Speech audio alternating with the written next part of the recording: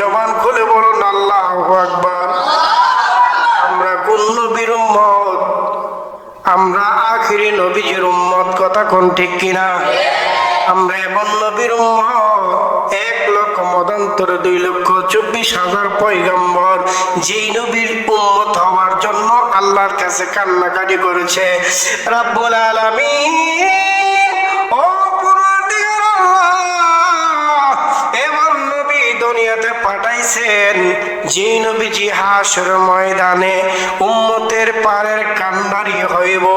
যেই নবীজি পার না করলে, যেই নবীজি সুপারিশ না করলে কোন বান্দা জান্নাতে যাইতে পারবে না। এই নবীর উম্মত যদি আল্লাহ আমরা বানাইতেন, এই নবীজির প্রেমিক যদি আমরা বানাইতেন, আল্লাহ আমরা তো দুনিয়াতে নবী হইতে চাই নাই, আমরা তো পয়গম্বর হইতে চাই নাই, আমরা আখির নবীর উম্মত হইতে চেয়েছিলাম। ওগো পরওয়ারদিগার আল্লাহ, আপনি যদি আমাদেরকে আখির নবীর উম্মত বানাইতেন তাহলে আমরা বড় ধন্য, বড় খুশি হইতাম। জবান খুলে বলুন আল্লাহু আকবার। সেই নবীজি হাসর ময়দান আদম নবীর উম্মত যখন আদম নবীর কাছে যাইব, গিয়া ডাক দিয়া বলবো, ও আমরার নবী, হাসর ময়দান এই ভয়াবহ পরিস্থিতির মধ্যে জমিনটা তামার, আর এই তামার জমিন আমরা দাঁড়া করে রাখছে, আর সূর্যটা আমাদের মাথার উপরে, আমাদের মাথার মজব গলে গলে জমিনে পড়তেছে। আল্লাহ আমরা তো নিজের গাম দিয়ে নিজে সাঁতার পরিণত হয়ে গেলাম। আল্লাহ এই ভয়াবহ পরিস্থিতি আমরা কেমনে বাঁচব? আদম নবীর উম্মত যখন আদম নবীর কাছে বললেন, আদম নবী ডাক দেখো, আমার কোনো সামর্থ্য নাই এই ধরাতে আমি পার করার মতো, সুপারিশ করার মতো। এমন করে আদম নবীর উম্মত গেলেন, আদম নবীর কাছে কোনো সুপারিশ পাইলেন না। ঈসা নবীর উম্মত ঈসা নবীর কাছে গেলেন, কোনো পার পাইলেন না। মুসা নবীর উম্মত মুসা নবীর কাছে গেলেন, কোনো সুপারিশ পাইলেন না। সকল নবীগণ ডাক দেখো, আমাদের দ্বারা সম্ভব না। আল্লাহ কাহার রূপটা ধারণ করেছে, আল্লাহ বড় শক্ত, আল্লাহ বড় রাগিন্ত্রিত হয়ে গেছে। আল্লাহর কাছে আমরা কোনোদিন এরকম রাগি রাগিন্ত্রিত সুরত আমরা দেখি নাই। আজকে আল্লাহ এখন যে রাগিন্ত্রিত হয়ে গেছেন, আমাদের দ্বারা সম্ভব না, আমরা কেমনে করব? চলো আমরা যাই। আমরা জানি এমন নবীজি দুনিয়াতে আছে রে, আখির নবীর উম্মত নবী মুহাম্মদুর রাসূলুল্লাহ সাল্লাল্লাহু আলাইহি ওয়াসাল্লাম, দয়াল নবী সারা হাসরের ময়দানে এই কঠিন পরিস্থিতির মধ্যে আমাদের বাঁচাইবার মতো আর কোন নবী নাই। জবান খুলে বলুন আল্লাহু আকবার। আরে মন নবী প্রেমের ছবি আর হবে না জগতে আমার, এমন নবী প্রেমের ছবি গো আর হবে না জগতে। 40 বছর বয়সে নবুয়ত প্রকাশে আসিলেন নবী ধরতে, সকল জাতি মারহাবা বলিয়া স্বাগতম জানাইলেন নূরের নবীকে। এমন নবী প্রেমের আর হবে না জগতে আমার, এমন নবী প্রেমের ছবি গো আর হবে না যোগ। আওয়াজ করে বলুন আল্লাহু আকবার। এই শাফায়াতের কান্নারি দয়াল নবী মায়ার নবীকে আমরা ভালোবাসতে চাই কি চাই না?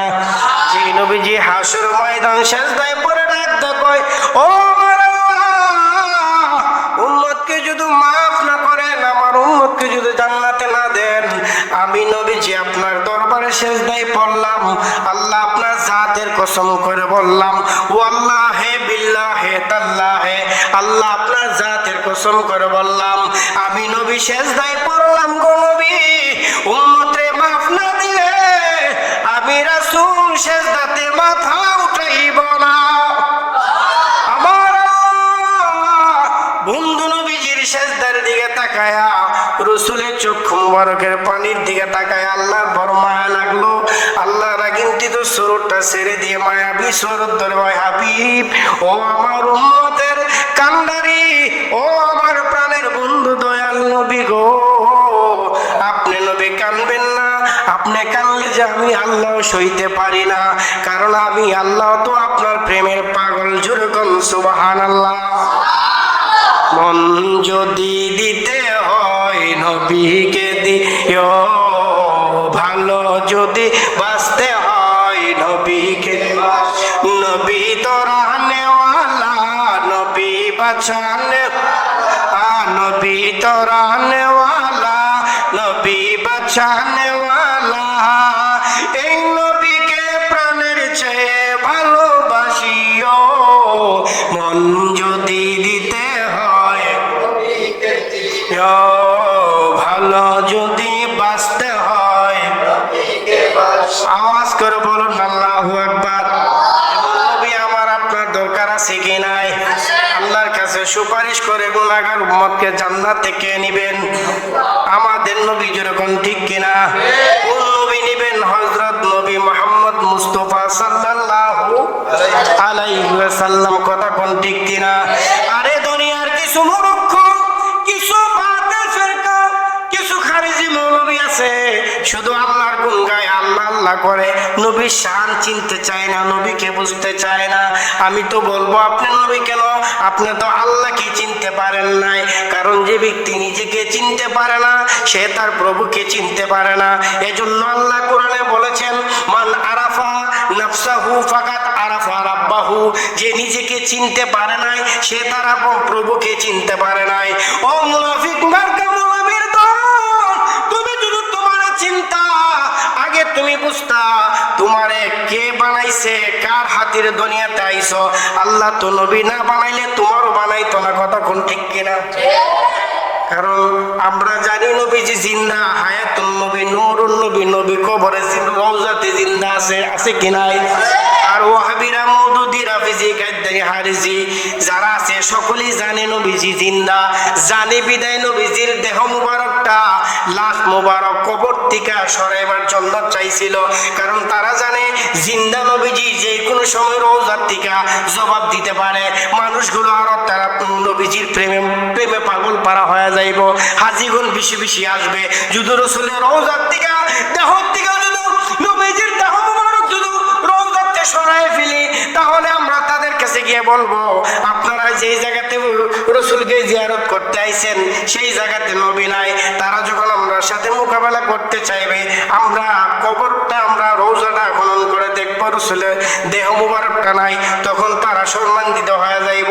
এরকম একটা প্ল্যান করে ইহুদিরা নবীজির রওজা মুবারকটা, নবীজির রওজার থেকে নবীজির লাশ মুবারক সরাইতে চাইছিলেন। কন্যা নাউজুবিল্লাহ। আমার আল্লাহ নবীজির পক্ষে আছে কি নাই? আশিকে রাসূল যে হয়ে গেছে, রাসূল যে কোনো সময় আশিকরে ডাক দিতে পারে কি পারে না? ও বন্ধুরা, সুন্দর চমৎকার একটা ঘটনা বলতেছে, একটু মনোযোগ দিয়ে শুনবেন। বাদশাহ সুলতান নুরউদ্দিন জঙ্গি একদিন ঘুমের ঘরে স্বপ্নে দেখলেন আল্লাহর নবী রাহমাতাল লিল আলামিন তার ঘরে হাজির হয়ে গেল। যেরকম সুবহানাল্লাহ। বাদশাহ সুলতান নুরউদ্দিন জঙ্গি আসসালাতু ওয়াসসালামু আলাইকা রাসূলুল্লাহ নবীজিকে তাজিমের সাথে যখন সালাম দিলেন, নবীজি চেহারা মোবারকটা বেজার করে অন্যদিকে ঘুরায় ফেললেন।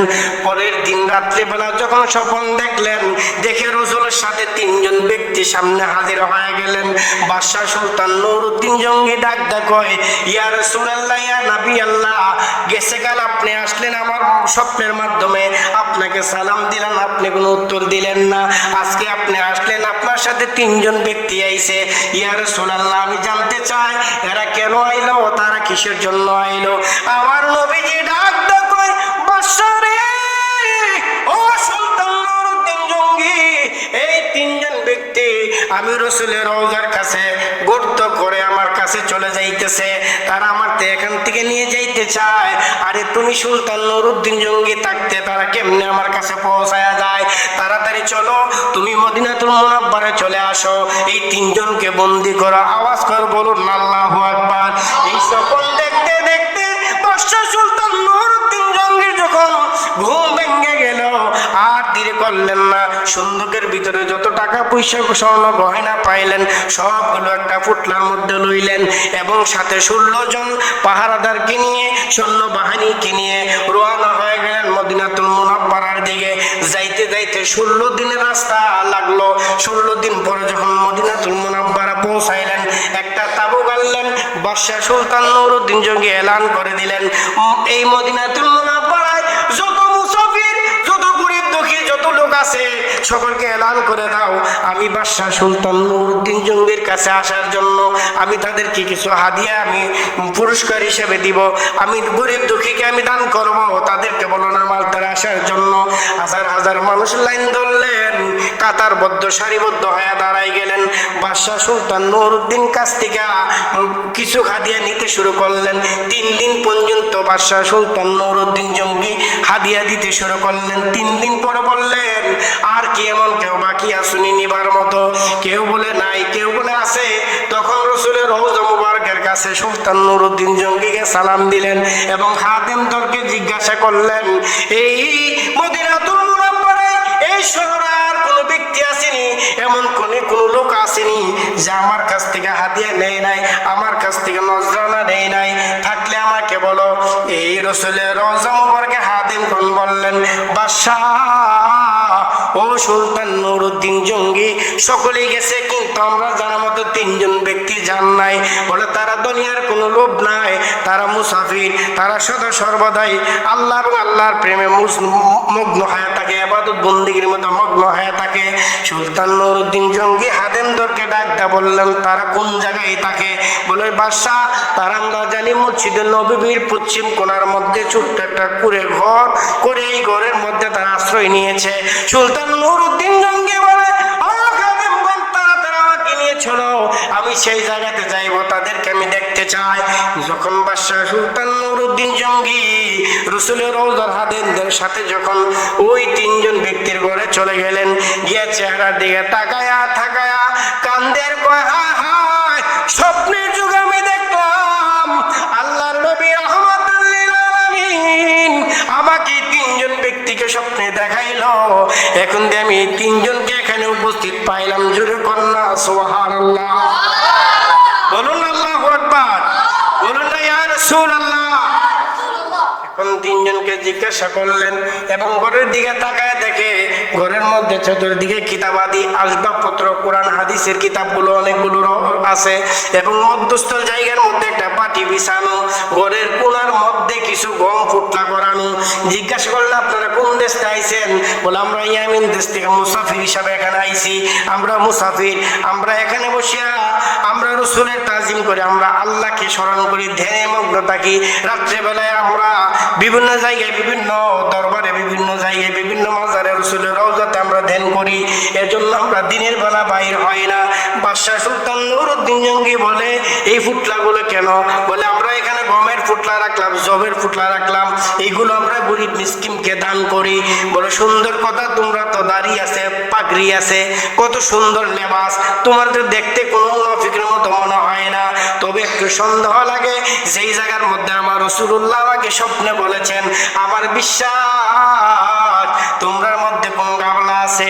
এই কথা মনে মনে ভাবিয়া সুলতান নুরউদ্দিন জঙ্গি হঠাৎ করে ঘরের মধ্যস্থল জায়গায় পাটিটা বিছানো ছিল, পাটিটা আলগিরা দেখে একটা গর্ত দেখা যায়। আল্লাহু আকবার বল। গর্তের মধ্যে নামলেন, যাইতে যাইতে গিয়া দেখি এক পর্যায়ে রাসূলের কাছাকাছি, রাসূলের রওজার কাছাকাছি চলে গেলেন। আরেক দিকে আরেকটা শোরুম দেখা যায়। তারা সারা রাত্র মাটি করে ওই পাশের গর্তের মধ্যে মাটি রাখে। রাত্র যখন গভীর হয় এই মাটিগুলো বাহির করে জান্নাতুল বাকিতে নিয়ে রাখে। আবার সুলতান নুরউদ্দিন জঙ্গি এই অবস্থা দেখা গুহার থেকে, এই গর্ত থেকে বাইর হয়ে কয়, তোমরা কেমন কাম করলা রে? আরে লেবাসে তো তোমরা মুসলমানের মতো দেখা যায়, ইমানদার মতো দেখা যায়, আল্লাহওয়ালার মতো দেখা যায়, কিন্তু তোমরা দিয়ে আসলে একটা মুনাফিক। তোমরা কি এমন জাতের মুনাফিক আমাদের দেশে আছে কি নাই? নমুনায় আমার আপনার মতো, নমুনায় মুসলমানের মতো, আল্লাহওয়ালা বুজুর্গানি ব্যক্তির মতো দেখতে, বড় আল্লাহওয়ালা, পাগড়ি, পাঞ্জাবি, টুপি সব কিছু সুন্দর এবং হাতে তবজি আছে, কিন্তু তাদের কাম হইল কেমনে আহলে সুন্নাত ওয়াল জামাতের বদনামি করতে পারে, ঠিক কিনা? কেমনে সুন্নি জামাতের মৌলবীর উপর আক্রমণ করতে পারে, কিভাবে রাসূলকে ছোট করতে পারে, কিভাবে নবীজির শানের উপর কলম ধরতে পারে, ঠিক কিনা? এই হলো মুনাফিকের আলামত, ঠিক কিনা? বাদশাহ সুলতান নুরউদ্দিন জঙ্গি এই পরিস্থিতি দেখিয়া হঠাৎ করে তেমন ভাবে রাগ হয়ে গেল। এই তোমরা তো নিজেকে মুসলমান দাবি করো, তো সুন্দর লেবাস পরিধান করে, মাথার মধ্যে তোমরা পাগড়ি পরছো, দাড়িও আছে, জুব্বাও আছে, আবার কোরআন হাদিস ইজমা কিয়াসের কিতাবও তোমাদের কাছে আছে, তোমরা তো বড় আল্লাহওয়ালা সাহায্য, কিন্তু এই কাজটা তোমরা কেন করলা? বলে, আমাদেরকে পাঠাইছে এখান থেকে যদি রাসূলের রওজার থেকে যদি নবীজির দেহ মুবারকটা বাহির করে নিয়ে যায়, তাইলে আমাদেরকে একটা বাদশাহী দান করব। এই লোভে আমরা এখানে গর্ত করতে শুরু করলাম। বাদশাহ সুলতান নুরউদ্দিন জঙ্গি ডাক কই, তোমাদের ভিতরে ঈমান নাই রে? তোমরা কি ভাবছো নবীজি মৃত, নবীজি মারা গেছে? আরে এই কথা ভাববো না। তোমরা যেখানে গাথা গর্ত করতেছ, আমার মদিনার কামরেওয়ালা আমি বাদশাকে স্বপ্নের যুগে আমার ডাক দিয়েছে তোমাদেরকে আইসা গ্রেফতার করার জন্য। তোমাদেরকে গ্রেফতার করা হবে না। বাদশাহ সুলতান নুরউদ্দিন জঙ্গি তরবারটা বাহির করে একটা কূপ মারলেন, তাদের গর্দান আলাদা করে ফেললেন। বলুন আল্লাহু আকবার। ডাক দিলেন, ইয়া রাসূলুল্লাহ, ইয়া নবী আল্লাহ, নবী গো, আমি আপনি নবীজির যত দুশমন আছে, আমি বাদশাহ সুলতান নুরউদ্দিন জঙ্গি যতদিন দুনিয়াতে বাঁচবো, আপনি নবীজির দুশমনকে একটারও দুনিয়াতে রাখবো না। বলুন আল্লাহু আকবার। চিল্লায়ে বলুন না ইয়া রাসূলুল্লাহ। আমরা মদিনাওয়ালার প্রেম ভালোবাসা নিয়ে থাকতে চাই কি চায় না? আমরা নবীজি পাইতে চাই কি চায় না? আওয়াজ করে বলুন আল্লাহু আকবার। আল্লাহ পাক যেন আমাদেরকে সেই নবীজির প্রতি ভালোবাসা, ইমান নিয়ে যেন মরতে পারি। কারণ রসুলের ইমান ছাড়া, নবীর মহব্বত ছাড়া ইমানদার হওয়া যায় না। আলা ইমান আল ইমান লাল মহব্বত লাহু, যার ভিতরে নবীর প্রেম নাই, মহব্বত নাই, তার ইমানও নাই। এজন্য আমরা নবীর মহব্বত, নবীর প্রেম ভালোবাসা নিয়ে আমরা কবরে যাইতে চাই। কথা কোন ঠিক কিনা? আমরা আহলে সুন্নাত ওয়াল জামাতের লোক, আমরা সুন্নি হয়ে, নবীর গোলাম হয়ে, ওলি আল্লাহর গোলাম হয়ে মরতে চাই। কথা কোন ঠিক কিনা? আমরা জীবন দিব, রক্ত দিব, কিন্তু আমাদের ঈমানকে দিব না। কথা কোন ঠিক কিনা? আল্লাহ পাক বুঝার তৌফিক দান করুন। আমিন। ওমা আলাইনা ইল্লাল বালাগ। আসসালামু আলাইকুম ওয়া রাহমাতুল্লাহ।